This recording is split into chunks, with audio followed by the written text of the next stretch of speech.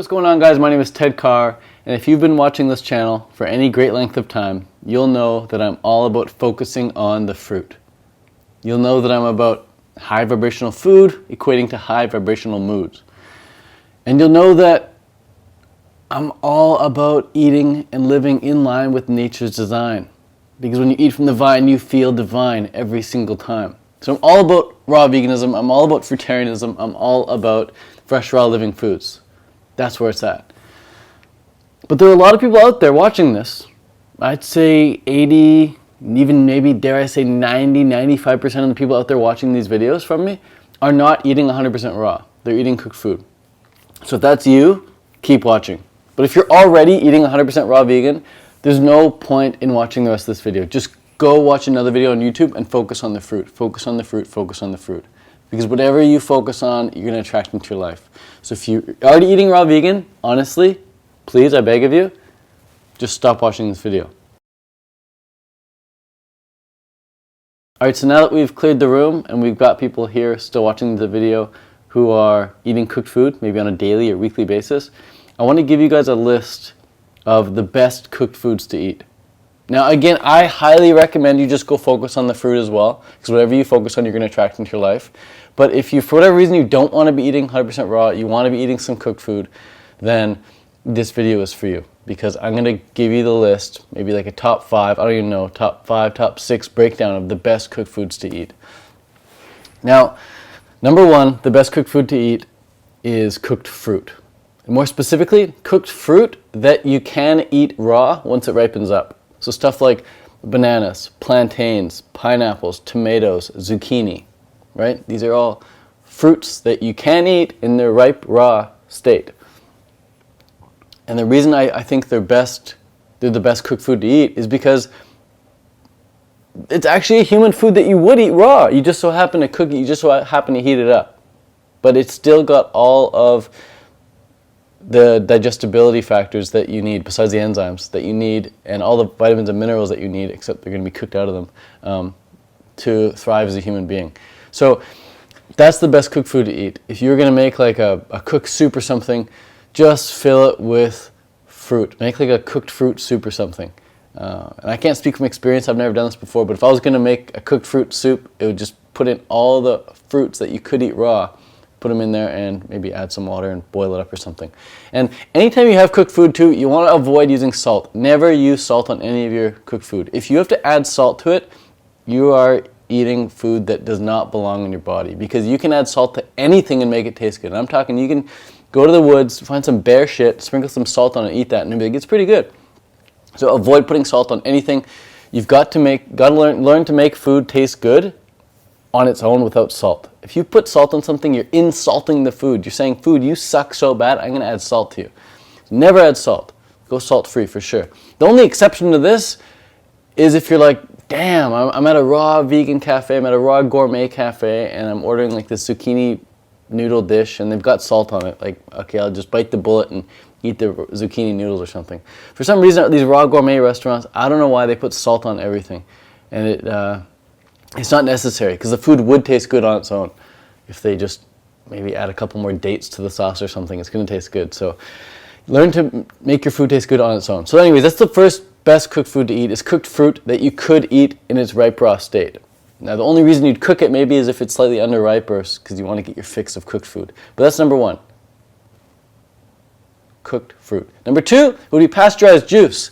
Go to the store, you buy some orange juice, you buy some apple juice, you buy some pineapple juice or some mango juice, and it says pasteurized on there. Even coconut water. The coconut water you buy in stores, that's not raw, it's pasteurized. It's not going to have the life force in there, but it's going to digest so easy. It's going to digest way easier than any of the other cooked food people are eating.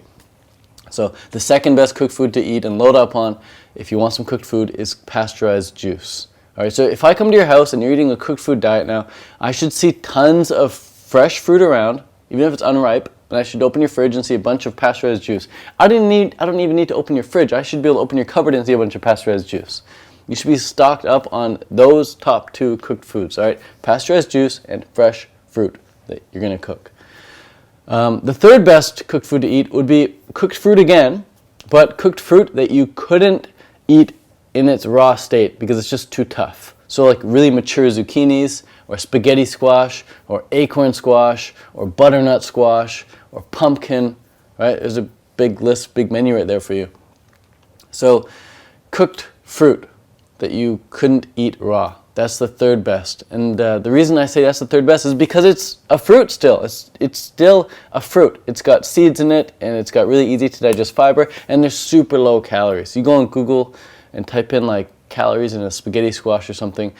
There's only like, I don't know, 100 or 200 calories in a big squash, and it fills you up, man. It's going to keep you super full. And from my experience in the past, it has not been addicting eating these spaghetti squashes anywhere near as close. I shouldn't say. It was still slightly addictive, but nowhere near as addictive as eating other stuff like potatoes and grains and stuff. So that would be the third best right there. Cooked fruit like pumpkins and squashes and stuff. I think the fourth best cooked food to eat would be steamed or boiled vegetables like carrots or broccoli or something. They're going to be super low in calories as well, but they can get rid of your fix. They can get rid of your craving. They can give you your fix and get rid of your craving for cooked foods. So just boil up a bunch of carrots. This is what I used to do. I used to boil up a bunch of carrots, and then I'd boil up maybe some garlic as well, maybe some ginger, and boil up some onions as well in there. And then I would strain it all once it's all been boiled, and then I would blend it up. And I would just have like this kind of like this, instead of mashed potatoes, it was mashed carrots. And I had my onions and garlic in there, and onions and whatever else I had in there.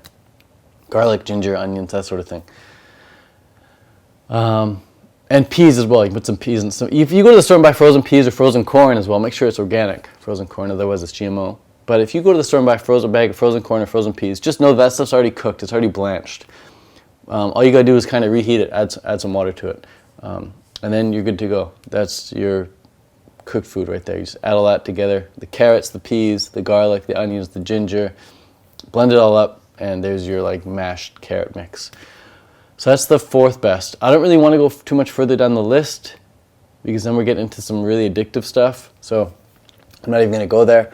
I just gave you the 4 best cooked foods to eat. And the reason I'm not going to mention any of the other cooked foods is because if I even mention them, it's going to implant an image of them in your head, and you're probably going to want to go and eat them.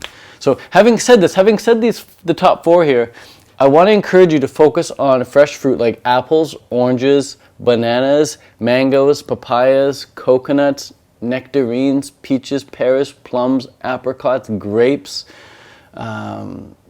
lettuce, spinach, fresh, enzyme-rich, living foods. This is the diet that's going to make you feel your best. And if you are going to eat any of these cooked foods I listed here, keep them to a minimum. Keep them to an absolute minimum. And load up on the other stuff. Some other fresh, raw, living foods that you want to be eating a lot of, I would say personally, would be avocados and dates. If you're eating avocados, dates, and bananas, you're going to have all of your calorie needs met. If you need some variety, add in some frozen berries, add in some apples, make some different smoothies. If you're looking for some recipes, check out my clean and simple recipe ebook, link in the description. And if you're looking to do a 30-day raw food challenge, go to the 30dayrawfoodchallenge.com and sign up for that. That would be amazing to see you in there. If you're already eating cooked food but you want to be doing raw food, then go to the 30dayrawfoodchallenge.com and you can sign up. The next one starts November 1st, which is like in just a couple days, or if maybe by the time you're watching this, it's already up. So you're going to have to wait for the next one, which might not be for a few months. But yeah, I hope this video is helpful. It definitely would have proved helpful for me many years ago if I was just getting into the raw food diet. And one more thing I got to say is if you do want to eat raw, watch people on YouTube who are eating raw. Don't watch anyone on YouTube. Don't watch anyone on YouTube who's eating cooked food. Don't watch anyone on YouTube who's even talking about it. Just focus on the fruit. Focus on the fruit. Focus on the fruit. Do what you know to work, all right? The raw vegan diet works when you're getting enough high-quality fruit in to meet your calorie needs, to meet your nutritional needs, and you're around people who are supportive, if not in-person supportive, then online supportive. And it also works if you're doing some fitness, if you're doing some meditation as well, to take care of your mental state, because diet is not everything. If you want to feel your best, you got to take the holistic approach. So get outside, breathe in some fresh air, get some fitness in, and do some meditation to take care of your headspace. All right, hope you got something from this video. Thanks so much for watching. If you liked it, give it a thumbs up. I really appreciate that. And hit the big, fat, red, juicy subscribe button. That would mean a lot. Thank you so much. Peace.